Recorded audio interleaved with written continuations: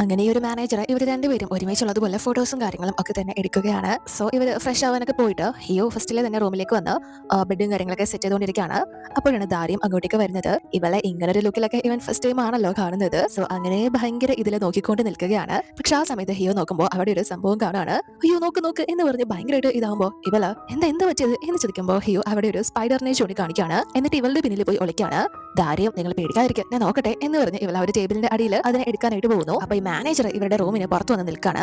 അതായത് ഇവർ പറയുന്ന കാര്യങ്ങളൊക്കെ കേൾക്കാനായിട്ട്. പക്ഷെ അവരവിടെ ഒരു ചലന്തി പിടിക്കാനുള്ള പണിപ്പുരയിലാണല്ലോ. എന്നാൽ ഇയാൾ വിചാരിക്കുന്നത് അവിടുത്തെ ശബ്ദങ്ങളൊക്കെ കേട്ട് അകത്ത് കാര്യമായിട്ട് എന്തൊക്കെയോ അവർ തമ്മിൽ നടക്കുന്നുണ്ട് എന്നാണ്. അതുകൊണ്ട് തന്നെ അപ്പൊ ശരിക്കും ഇവർ തമ്മിൽ ഇങ്ങനെ ഒരു ബന്ധം ഉണ്ടല്ലേ എന്ന രീതിയിലാണ് ഇയാൾ അത് എടുക്കുന്നത്. പക്ഷെ ഇവർ ചലന്തി പിടിക്കുന്ന ആ ഒരു കാട്ടിക്കൂട്ടിലാണ് ഇവിടെ നടത്തുന്നത്. ഹിയോ ഇവൾ അതിനെ എടുക്കുന്ന സമയത്ത് ഭയങ്കരമായിട്ട് പേടിച്ച് ആ ഒരു ടേബിളിന് പുറത്ത് വരെ കയറി ഇരിക്കുകയാണ്. എന്നിട്ട് അതിനെ കൊന്നുകളഞ്ഞിട്ട് പറയുമ്പോൾ ദാരി ഇതിനെങ്ങാനും കൊന്നു കഴിഞ്ഞാൽ ചിലന്തി നമ്മുടെ സ്വപ്നത്തിൽ വന്ന് നമ്മളെ പേടിപ്പിക്കും, അതുകൊണ്ട് ഇപ്പൊ അതിനെ വിട്ടേക്കാം എന്ന് പറഞ്ഞ് അതിനെ പുറത്തുകൊണ്ടേ കളയുകയാണ്. ഈ ഒരു പീക്കിരി സാധനത്തിനാണ് ഇവൻ ഇത്രയും കിടന്ന് പേടിച്ചത്. അതിനുശേഷം ഇവരെ രണ്ട് സൈഡിലായിട്ട് ഉറങ്ങാൻ കിടക്കാണ്. എന്നാൽ രണ്ടുപേർക്കും ഉറക്കം വരുന്നില്ല. സോ ദാരി ഇന്ന് നല്ല കഷ്ടപ്പാടായിരുന്നെങ്കിലും ആ ബേബീസ് ഭയങ്കര ക്യൂട്ടാണല്ലേ എന്ന് പറയുമ്പോൾ ഹിയോം അതെ എന്ന് പറയുന്നു. അപ്പൊ ഇവള് നിങ്ങൾക്ക് ഇത്രയും നന്നായിട്ട് കുട്ടികളൊക്കെ കൈകാര്യം ചെയ്യാൻ പറ്റുമെന്ന് ഞാൻ വിചാരിച്ചില്ല എന്ന് പറയുമ്പോൾ ഹിയോ അതിന് ഞാൻ നിന്നോടാ താങ്ക്സ് പറയുന്നത്, ശരി കിടന്ന് ഉറങ്ങിക്കോ, രാവിലത്തെ ഫസ്റ്റ് ബോട്ടിൽ പോകേണ്ടതാണ് എന്ന് പറഞ്ഞ് ഹിയോ ആ ഒരു കമ്മ്യൂണിക്കേഷൻ കണ്ടിന്യൂ ചെയ്തുകൊണ്ട് പോകുന്നില്ല. ഇവളും ഓക്കെ പറഞ്ഞ് കിടന്ന് ഉറങ്ങുന്നു. സോ അങ്ങനെ ആ ഒരു ഉറക്കത്തിന്റെ നടുവിൽ ഇവൻ തിരിഞ്ഞു വരുന്ന സമയത്ത് കറക്റ്റ് ഇവളുടെ ഫേസിന് ഓപ്പോസിറ്റ് ആവുകയാണ്.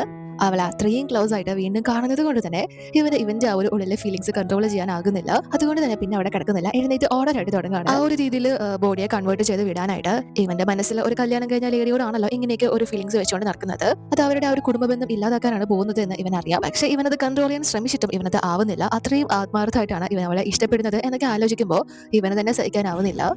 അതിനുശേഷം പിറ്റേന്നാണ് കാണുന്നത് ഇവർ ഇപ്പോൾ തിരിച്ചെത്തിയിരിക്കുകയാണ്. ഹിയോ എന്നിട്ട് അമ്മയെ കാണാനായിട്ട് വരുമ്പോൾ അമ്മ ഇപ്പോൾ എല്ലാ സത്യങ്ങളും അറിഞ്ഞിട്ടാണല്ലോ ഉള്ളത്. അതുകൊണ്ട് തന്നെ ഇവനോട് ആ ഒരു എൻഗേജ്മെന്റ് ക്യാൻസൽ ചെയ്യാനായിട്ട് പറയുന്നു. നീയോ എന്നെ പോലെ ഒരു നരക ജീവിതം നയിക്കുന്നത് കാണാൻ എനിക്ക് ഒരു താല്പര്യമില്ല. എന്റെ ലൈഫ് ഞാൻ നോക്കിക്കോളാം, നീ വിഷമിക്കേണ്ട, നീ ആദ്യം സ്വയം ജീവിക്കാൻ നോക്ക് എന്ന് പറയുമ്പോൾ ഹിയോ ഞാൻ നരകിക്കാനൊന്നും പോകുന്നില്ല, എനിക്ക് കുഴപ്പമൊന്നുമില്ല എന്ന് പറയുമ്പോൾ അമ്മ അപ്പോ നിനക്ക് യാങ്ങിനോട് പ്രണയാണോ, നീ അവളെ സ്നേഹിക്കുന്നുണ്ടോ എന്ന് ചോദിക്കുമ്പോൾ ഇവനൊന്നും പറയാൻ പറ്റുന്നില്ല. എനിക്ക് എൻഗേജ്മെന്റിന് ആവശ്യമായിട്ടുള്ള ഡ്രസ്സും കാര്യങ്ങളൊക്കെ നോക്കാനായിട്ട് വേണം എന്ന് പറഞ്ഞ് എഴുന്നേറ്റ് പോകാൻ തുടങ്ങുമ്പോൾ അമ്മ നീ ഒന്നുകൂടെ ആലോചിക്കുക, നീ ആത്മാർത്ഥമായിട്ട് സ്നേഹിക്കുന്ന ഒരു വ്യക്തിയെ കല്യാണം കഴിക്കുന്നത് കാണാനാണ് ഞാൻ ആഗ്രഹിക്കുന്നത് എന്ന് പറയുമ്പോൾ ഇവനൊന്നും മിണ്ടുന്നില്ല. ഇവൻ ആത്മാർത്ഥമായിട്ട് സ്നേഹിക്കുന്നത് മറ്റൊരാളുടെ വൈഫിനെ ആണല്ലോ. അതുകൊണ്ട് തന്നെ ഇവൻ അമ്മയോട് ഒന്നും പറയാതെയാണ് അവിടെ നിന്ന് പോകുന്നത്. അതിനുശേഷം യാങ്ങിന്റെ അമ്മ ഇവൾക്ക് എൻഗേജ്മെന്റിന്റെ ആ ഒരു ട്രയൽ മേക്കപ്പും കാര്യങ്ങളൊക്കെ ചെയ്യാനായിട്ട് ഇവളെ നിർബന്ധിക്കുന്ന ടൈമിൽ യാങ് അമ്മയോട് അമ്മ എനിക്ക് കല്യാണത്തിന് താല്പര്യമില്ല, എനിക്ക് മറ്റൊരാളെ ഇഷ്ടമാണ് എന്ന് പറയുമ്പോൾ ഇവരും അതാരാണ് എന്ന് ചോദിക്കുന്നു. പക്ഷെ ഇവളത് പറയുന്നില്ല. അതൊരു മാരീഡ് ആയിട്ടുള്ള വ്യക്തിയാണ്, കുട്ടികളുടെ വ്യക്തിയാണ് എന്ന് പറയുന്നത് ഇപ്പോൾ ഉചിതം അല്ലല്ലോ. അതുകൊണ്ട് തന്നെ എനിക്കിപ്പോൾ അത് പറയാൻ പറ്റില്ല. പക്ഷെ എനിക്ക് മറ്റൊരാളെ ഇഷ്ടമാണ്, എനിക്ക് കല്യാണത്തിന് താല്പര്യമില്ല എന്ന് പറയുന്നുണ്ടെങ്കിലും അമ്മ ഇവള് പറയുന്നത് സീരിയസ് ആയിട്ട് എടുക്കുന്നില്ല. അങ്ങനെ വല്ലതുണ്ടെങ്കിൽ അങ്ങ് പറഞ്ഞേക്ക്, അതൊന്നും നടക്കാൻ പോകുന്നില്ല എന്ന് പറഞ്ഞിട്ട് പോവുകയാണ്. അതിനുശേഷം അതൊക്കെ അറിഞ്ഞിട്ട് തന്നെയാണ് ഇപ്പോൾ യാങ്ങിനെയും കൂട്ടി അമ്മ അവളെ ഹിയോനോടൊപ്പം ഡ്രസ്സും കാര്യങ്ങളൊക്കെ നോക്കാനായിട്ട് എത്തിയിരിക്കുന്നത്. സോ അമ്മ ഇപ്പോൾ ഹിയോനോട് എനിക്കറിയാം അവളെ ചിലപ്പോൾ എന്തെങ്കിലും അബദ്ധങ്ങളൊക്കെ നിന്നോട് പറഞ്ഞിട്ടുണ്ടായിരിക്കുന്നു, പക്ഷെ അതൊന്നും മോൻ കാര്യമായിട്ട് എടുക്കണ്ട. എന്ത് ചെയ്യാനാ, അവൾക്ക് നല്ല ബോഡിയുണ്ട്, സൗന്ദര്യമുണ്ട്, പൈസ ഉണ്ട്, പക്ഷെ ചില സമയത്ത് ഭയങ്കര ഇമ്മച്ചുറായിട്ടാണ് പെരുമാറുന്നത്, അതുകൊണ്ട് അതൊന്നും കാര്യമായിട്ട് എടുക്കണ്ട എന്ന് പറയുമ്പോൾ ഹിയോ ഇല്ല ആൻറ്റി അതൊന്നും കുഴപ്പമില്ല, ഞാൻ നോക്കിക്കോളാം, അതോർത്ത് പറയിടാവണ്ട എന്ന് പറയുമ്പോൾ ഇവര് അവൾക്ക് നീ നല്ലൊരു പാത തന്നെ കാണിച്ചു കൊടുക്കണം, എനിക്ക് നിന്നെ പൂർണ്ണ വിശ്വാസമാണ് എന്നൊക്കെ പറയുമ്പോൾ അപ്പോഴേക്കും എൻഗേജ്മെന്റ് ഗൗണും കാര്യങ്ങളൊക്കെ ഇട്ട് യാങ് അങ്ങോട്ടേക്ക് വരികയാണ്. പക്ഷെ അത് കാണുന്ന സമയത്ത് ഹിയുന് ആ ഒരു ലുക്കില് അവിടെ യാങ്ങിനെ അല്ല കാണാൻ സാധിക്കുന്നത്, ദാരിയാണല്ലോ ഇവന്റെ മനസ്സ് ഫുള്ള് നിറഞ്ഞു നിൽക്കുന്നത്. അതുകൊണ്ട് തന്നെ ദാരിയാണ് ഇവൻ അവിടെ കാണുന്നത്. ഇവന് കണ്ണെടുക്കാനാവുന്നില്ല അവളുടെ ആ ഒരു സങ്കല്പ ലുക്കില്. അപ്പോ യാങ്ങിന്റെ അമ്മ ഇവനതിൽ ലയിച്ചു നിൽക്കുന്നത് കണ്ട എന്താ മോനെ അത്രയ്ക്ക് സുന്ദരമായിട്ടുണ്ട് ഇവള്, കണ്ണെടുക്കാൻ തോന്നുന്നില്ലേ എന്നൊക്കെ ചോദിക്കുമ്പോഴാണ് ഇവൻ റിയാലിറ്റിയിലേക്ക് വരുന്നത്. യാങ് ഇവൾക്ക് ഒട്ടും ഇഷ്ടമല്ലാതെയാണ് ആ ഒരു കാര്യങ്ങളൊക്കെ ചെയ്യുന്നത്. അതുകൊണ്ട് തന്നെ കണ്ടത് മതി എന്ന് പറഞ്ഞിട്ട് അവൾ ആ ഒരു ഡ്രസ്സും കാര്യങ്ങളൊക്കെ ഊരി കളയായിട്ട് പോകുന്നു. ഇവളെ അമ്മയോട് ആ ഒരു കാര്യങ്ങളൊക്കെ തുറന്ന് പറഞ്ഞത് കൊണ്ട് തന്നെ അമ്മ ഇവളെ ഒറ്റയ്ക്ക് പുറത്തോട്ടൊന്നും വിടുന്നില്ല. പക്ഷെ ഇവൾക്ക് പുറത്തോട്ട് പോകണമല്ലോ, അതുകൊണ്ട് തന്നെ അമ്മ അങ്ങോട്ടേക്ക് മാറുന്ന സമയത്ത് ഇവളെ ഹിയോ വിളിക്കുന്നത് പോലെ ഫോൺ എടുത്ത് സംസാരിച്ചിട്ട് അമ്മയോട് അമ്മ ഹിയോ എന്നെ ഡിന്നറിന് പോകാനായിട്ട് ക്ഷണിച്ചിരിക്കാം, ഞാൻ പോയിട്ട് വരാം എന്ന് പറയുമ്പോൾ അമ്മ എങ്കിൽ പിന്നെ നീ പോയിട്ട് വാ, പക്ഷെ അവന്റെ മുന്നിൽ ദയവ് ചെയ്ത് ആവശ്യമില്ലാത്ത കാര്യങ്ങളൊന്നും പറഞ്ഞേക്കരുത് എന്ന് പറഞ്ഞ് ഇവളെ ഉപദേശിച്ചിട്ടാണ് വിടുന്നത്. അതിനുശേഷം ഹിയോ മടങ്ങി പോകാനായിട്ട് തുടങ്ങുമ്പോൾ യാങ്ങിന്റെ അമ്മ ഇവനെ വിളിച്ചിട്ട് യാങ് ഇവന്റെ കൂടെ തന്നെയാണ് എന്ന് കൺഫേം ചെയ്യാനായിട്ടാണ് ഇവനെ വിളിക്കുന്നത്. അല്ല മോനെ യാങ് നിന്റെ കൂടെ ഉണ്ടോ, അവളുടെ കയ്യിൽ ഒന്ന് ഫോൺ കൊടുക്കോ, നിങ്ങൾ ഫുഡ് കഴിക്കാനോ എന്നൊക്കെ ചോദിക്കുമ്പോൾ ഇവന് മനസ്സിലാവുന്നുണ്ട് അവൾ ആ ഒരു പേരും പറഞ്ഞ് വീട്ടിൽ നിന്ന് മുങ്ങി എന്ന കാര്യം. അതുകൊണ്ട് തന്നെ ഇവൻ ഇവരോട് ആ ഒരു കാര്യം പറയുന്നില്ല.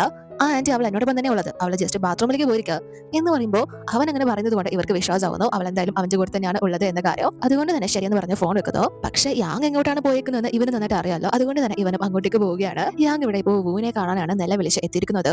നീ തന്നെ എല്ലാ റെസ്പോൺസിബിലിറ്റി ഏറ്റെടുത്തോണം, എല്ലാത്തിനും കാരണക്കാരൻ നീയാ, നീ കിസ് ചെയ്തത് കൊണ്ട് ഈ പ്രശ്നം മുഴുവൻ ഉണ്ടായത് എന്ന് പറഞ്ഞ് നിലവിളിക്കുമ്പോൾ ഇവൻ അതിന് നീയല്ല എന്നെ കിസ് ചെയ്തത് എന്ന് ചോദിക്കുമ്പോൾ ഇവള് അതെന്തെങ്കിലും ആയിക്കോട്ടെ, ആരിപ്പോ മുൻകൈ എടുത്താലും ഇപ്പൊ അതാണ് ഇവിടെ പ്രശ്നമായിരിക്കുന്നത്. ഞാൻ അന്ന് നിന്നെ കിസ് ചെയ്യുന്നത് ഹിയോ കണ്ടിട്ടുണ്ടായിരുന്നു, അത് വെച്ചിട്ട് കല്യാണം കഴിഞ്ഞ കഴിഞ്ഞ ഫാമിലിയായിട്ട് ജീവിക്കുന്ന ഒരു പുരുഷനായിട്ട് ഞാൻ ബന്ധം വെച്ചിരിക്കുന്നു എന്ന് പറഞ്ഞിട്ട് ഇപ്പൊ അയാളെ ദാരിയെ വേദനിപ്പിക്കാതിരിക്കാൻ വേണ്ടിയിട്ട് അയാൾ ഈ ഒരു എൻഗേജ്മെന്റ് പോലും വേണ്ടെന്ന് പറഞ്ഞ ഡയറക്റ്റ് കല്യാണത്തിലേക്ക് കടക്കാൻ പോകുന്നത് എനിക്കിപ്പോ എന്ത് ചെയ്യണമെന്ന് പോലും അറിയില്ല എന്ന് പറഞ്ഞ് ഭയങ്കരമായിട്ട് കരയാണ്. അപ്പോഴാണ് അന്ന് ആ ഒരു പാർക്കിൽ വെച്ച് നൈറ്റ് ഹിയോ അതുകൊണ്ടാണ് ദാരിയെ ഇവൻ കൂട്ടിക്കൊണ്ടു പോകാൻ തുടങ്ങിയപ്പോൾ തടഞ്ഞത് എന്ന കാര്യം വൂവിന് മനസ്സിലാവുന്നത്.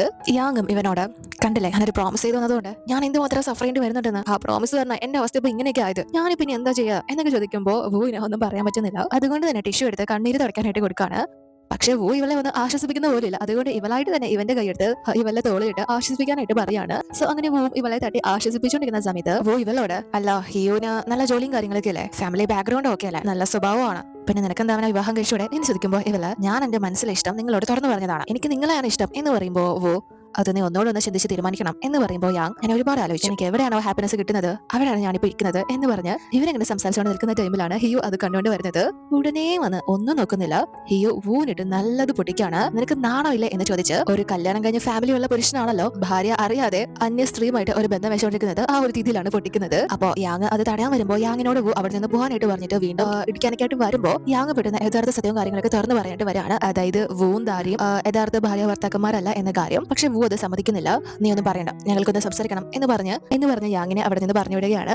അതിനുശേഷം അകത്ത് വന്നിട്ട് വൂ യഥാർത്ഥ സത്യങ്ങളൊന്നും പറയുന്നില്ല. അതായത് ഇവന്റെ യഥാർത്ഥ വൈഫല്ല ദാരി എന്ന കാര്യമൊന്നും പറയുന്നില്ല. അന്ന് ആ സ്ഥലത്ത് വെച്ച് സംഭവിച്ചത് കള്ളു കുടിച്ചിട്ട് എനിക്ക് അബദ്ധം പറ്റിയത്, എന്റെ ഭാഗത്ത് തന്നെ തെറ്റ്, അറിയാതെ പറ്റിപ്പോയതാണ് എന്ന് പറയുമ്പോൾ ഹിയോ അപ്പോ ഇന്ന് സംഭവിച്ചതോ അതും അറിയാതെ പറ്റിയതാണോ? നീ എപ്പോഴെങ്കിലും നീ നിന്റെ വൈഫിനെ കുറിച്ചോ മകനെ കുറിച്ചോ ആലോചിച്ചിട്ടുണ്ടോ? നീ ഇങ്ങനെയൊക്കെ ചെയ്യുന്നതെന്ന് അറിഞ്ഞാൽ അവൾ എന്തുമാത്രം വേദനിക്കുന്ന ആലോചിച്ചിട്ടുണ്ടോ? അവൾ ഇത്രയും കഷ്ടപ്പെട്ട ജോലിയും കാര്യങ്ങളൊക്കെ ചെയ്യുന്നത് അവളുടെ ഫാമിലിക്ക് വേണ്ടിയിട്ടല്ലേ. അപ്പൊ നീ ഇങ്ങനെയൊക്കെയാണോ ചെയ്യുന്നത്, അത് ശരിയാണോ എന്ന് ചോദിക്കുമ്പോൾ വൂ അവളെ എനിക്ക് ആരെക്കാളും നന്നായിട്ട് അറിയാം, ഞാൻ അവളെയും അവളുടെ ഫാമിലിയെ സ്നേഹിക്കുന്നുണ്ട്, മാത്രമല്ല എനിക്ക് അവളെ ഇഷ്ടം തന്നെയാണ്, അത് അവസാനം വരെയും അങ്ങനെ തന്നെ ആയിരിക്കും, എന്ത് വന്നാലും ഞാൻ അവളെ പ്രൊട്ടക്ട് ചെയ്യും, ഇനി ആ കാര്യങ്ങളൊന്നും ആവർത്തിക്കില്ല എന്ന് പറഞ്ഞ് സംസാരിക്കുമ്പോൾ ഹിയോ കുറച്ചതായിട്ട് അങ്ങനെ സംഭവിച്ചാലോ എന്ന് ചോദിക്കുമ്പോൾ വൂ സംഭവിക്കില്ല എന്ന് തീർത്ത് പറയുകയാണ്. സോ ഹിയോ അങ്ങനെ സംഭവിച്ചു കഴിഞ്ഞാൽ നിന്റെ മരണം എന്റെ കൈകൊണ്ടായിരിക്കും, അതിന് ഞാൻ ആരെയും നോക്കിയില്ല കേൾക്കിയില്ല എന്ന് പറഞ്ഞ് പോകാൻ തുടങ്ങുമ്പോൾ വൂ ഇവനോട് അല്ല നിങ്ങൾ ഈ ചെയ്യുന്നതെല്ലാം യാങ്ങിനോടുള്ള താല്പര്യം കൊണ്ടാണോ അതോ വേറെ എന്തെങ്കിലും റീസൺ ഉണ്ടോ എന്ന് ചോദിക്കുന്നുണ്ട്. യഥാർത്ഥത്തിൽ ഈ കാര്യങ്ങളൊക്കെ ഹിയോ ചെയ്യുന്നത് ദാരിക്ക് വേണ്ടിയിട്ടാണല്ലോ, അത് വൂവിന് അറിയാം, അത് അറിഞ്ഞുകൊണ്ട് തന്നെയാണ് അങ്ങനെ ഒരു ചോദ്യം ചോദിക്കുന്നത്. പക്ഷേ ദാരിയുടെ ഹസ്ബൻഡായിട്ടുള്ള ഇവനോട് ഹിയോന് ആ ഒരു കാര്യം പറയാൻ പറ്റില്ലല്ലോ, അതുകൊണ്ട് തന്നെ ഒന്നും പറയാതെ അവിടെ നിന്ന് പോവുകയാണ്. അതിനുശേഷം വൂ വീട്ടിലേക്ക് വരുമ്പോൾ ദാരി പുറത്തു തന്നെ ഇരിപ്പുണ്ട്. ഇവൻ ലേറ്റ് ആയിട്ടാണല്ലോ വരുന്നത്, അതുകൊണ്ട് തന്നെ ഇവള് എന്താ ലേറ്റ് ആയത്, ജോൺ നിന്നെ കാണാത്തതുകൊണ്ട് ഞാൻ അവനെ ഉറക്കിയത് എന്ന് ചോദിച്ച് ഇവന്റെ അടുത്തേക്ക് വരുമ്പോഴാണ് ഇവന്റെ ആ ഒരു ചുണ്ടും കാര്യങ്ങളൊക്കെ മുറിഞ്ഞിരിക്കുന്നത് ഇവളെ കാണുന്നത്. സോ ഇതെന്ത് പറ്റി എന്ന് ചോദിക്കുമ്പോൾ ഇവൻ ജസ്റ്റ് വീണതാണ് എന്നാണ് പറയുന്നത്. അപ്പോൾ ഇവളും അതുകൊണ്ട് തന്നെ ഇവനെ കൂട്ടിക്കൊണ്ടുവന്ന് ആ ഒരു മുറിവിലെ മരുന്നും കാര്യങ്ങളൊക്കെ വിഷെടുക്കുന്നു. ആ ഒരു സമയത്ത് വൂ ഇവന്റെ ഉള്ളിലെ ഫീലിംഗ്സ് ഇനിയും ഇവളോട് തുറന്നു പറയാതെ പോയാൽ ശരിയാവില്ല എന്ന് വിചാരിച്ച് ഇവനത് പറയാനായിട്ട് പോകുന്നു. പക്ഷെ എങ്ങനെ സ്റ്റാർട്ട് ചെയ്യണം എന്ത് പറയണമെന്ന് അറിയില്ല. എനിക്ക് എന്ന് പറഞ്ഞുകൊണ്ടിരിക്കുകയാണ്. സോ ഇവള് എന്താ കാര്യം പറ, കുറെ നേരമായല്ലോ, എന്തെങ്കിലും ഉണ്ടെങ്കിൽ പെട്ടെന്ന് പറയാം, എനിക്ക് ബാത്റൂമിൽ പോകണം എന്ന് പറയുമ്പോൾ ഇവനും ഇല്ല വേറെ ഒന്നുമില്ല എങ്കിൽ പിന്നെ നീ വെക്കോ എന്ന് പറയുന്നത് കൊണ്ട് തന്നെ ഇവളും അവിടെ നിന്ന് പെട്ടെന്ന് പോവാണ്. ഇവന് അപ്പോൾ അത് പറയാൻ പറ്റുന്നില്ല.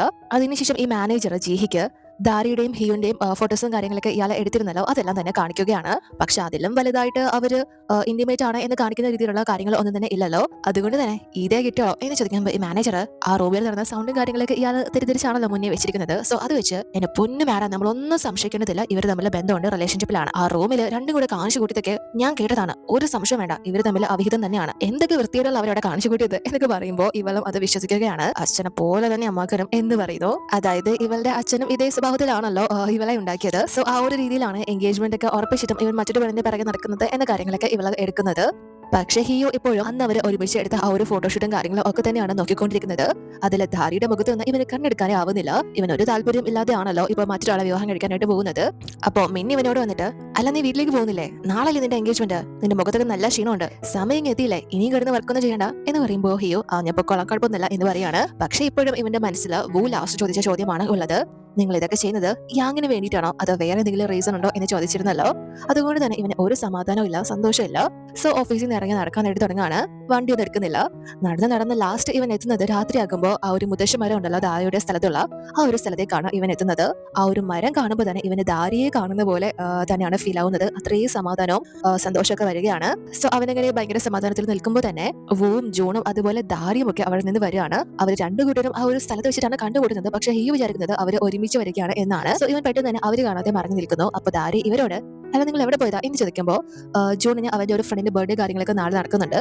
അത് വേണ്ട ഒരു നൈബറോ സംതിങ് ആണ്, അതുകൊണ്ട് തന്നെ ഡ്രസ്സും കാര്യങ്ങളൊക്കെ എടുക്കാൻ പോയതാണ് എന്ന് പറഞ്ഞിട്ട് ഇവൾക്കും ഒരു ഷൂസും കാര്യങ്ങളൊക്കെ വാങ്ങിയിട്ടുണ്ട് എന്ന് പറഞ്ഞ് അതും കൊടുക്കുന്നു ഭയങ്കര സ്നേഹത്തില്.